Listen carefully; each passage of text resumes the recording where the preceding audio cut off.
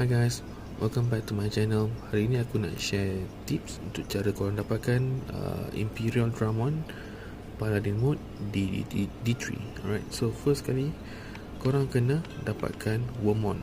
Okay, Wormmon ni macam mana korang nak dapatkan? Settlekan area 18 untuk korang unlock Wormmon. Alright, and then lepas tu dapatkan juga DG8 banyak-banyak. Settlekan semua DG Mental 8 ni, DG8 ni semua. Cara dia macam mana, training banyak-banyak, and then buat search. Alright, and then lepas tu bila korang dah dapatkan Wormmon, make sure bond ni kena paling maksimum sekali. Alamak, ni tengah pakai ni. Okay, bond ni kalau boleh maksimumkan sampai ke color dia warna purple. And then lepas tu barulah korang boleh Jawgrass Evolution. Contoh, bila korang dah ada Wormmon, korang akan Jawgrass Evolution ke Beldramon.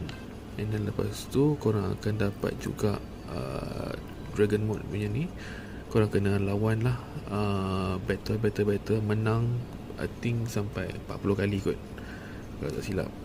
So bila dah banyak kali fight, menang, and then lepas tu bond dia pun semua dah meningkat, barulah korang boleh evolve to fighter mode pula. And then lepas tu korang akan stuck kat sini tau. And then after that slowly progress, settlekan map sampai ke area 42. Alright, so sampai area 42, sampai 42 sini. Once korang dah settlekan boss di area 42, make sure lepas tu korang terus pergi ke search, and then dapat secara automaticnya korang akan dapat pedang Omegamon.